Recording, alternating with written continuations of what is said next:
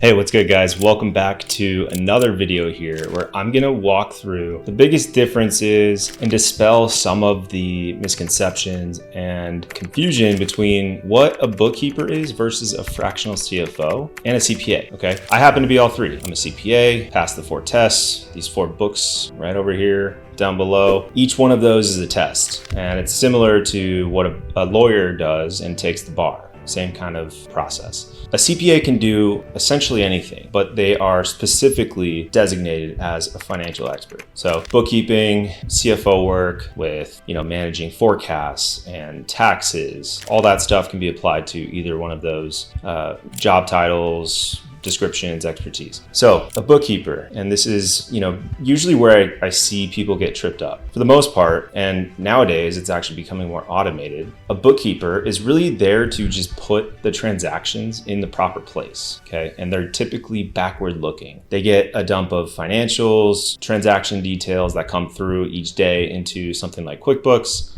and they just assign the revenue, the expenses, all that stuff into its own proper category. So it's, categorized accordingly. We want to have accurate data so that a fractional CFO, when they come in, and they can be doing both, a fractional CFO might also be handling the books and more of the higher level things that I'll get into. A fractional CFO is going to take that data and essentially be more forward looking with it. So they're reviewing to make sure the bookkeeper did the right job. They have no mistakes, all that clerical work of just putting things in the proper buckets is handled. The fractional CFO will then take those data points, roll them up into different reporting capabilities, forecasts and cash flow, look at, some of your receivables, look at your profit levels. One of the things that we do with Stacks is we make sure that each of our clients has a really strong understanding of what their profit levels are on a per client basis. And that can affect many things. You might realize this client X is actually a lot more profitable than we would have thought, or the opposite. We might have initially went to the client and said, hey, we're spending a lot of time here. And the client goes, yeah,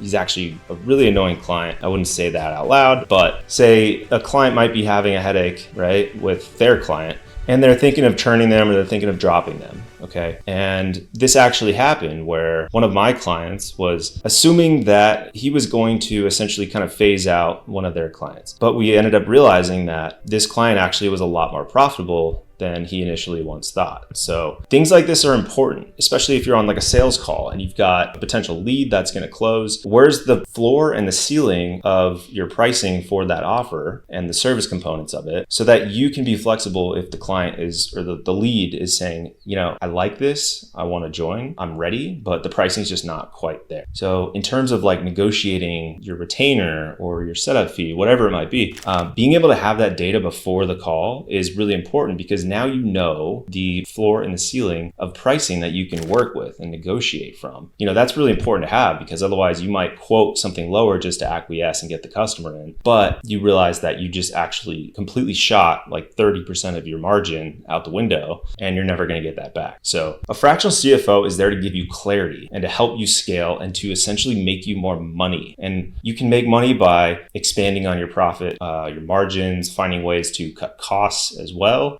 And to be able to engineer your cash flow.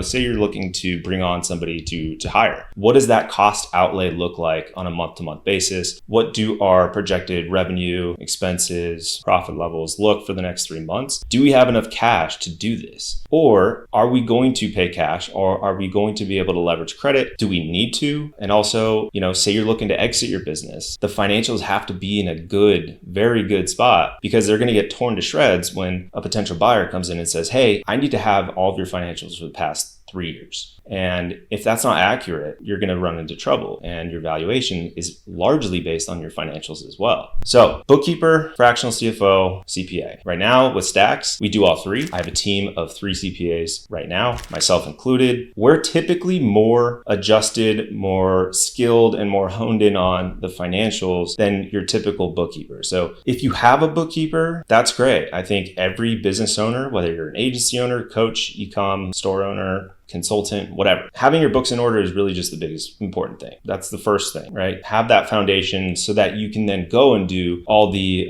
nuanced financial reporting and forecasting and all those details. You have to be working off of clean data. So that's typically what a bookkeeper will do. And we approach that through the lens of automation. So you're not only getting just a bookkeeper, but you're also getting a fractional CFO for a fraction of the cost of a typical salary for both. So I wanted to throw this out there for you. If you have questions, hit me up in the comments. I walked through a lot of processes as well in this Gamma doc that I created. It was over 20 pages. I still edit it today. If you want that, I have a copy down below. And let me know as well, like what other videos you want to hear. I'll post some more videos for you based on the content that you want to hear. Okay. Hope this was helpful for you. If you have questions, again, hit the comments down below. If you want to follow me on Twitter, I'll have that link down below and our website as well. Okay. Cheers.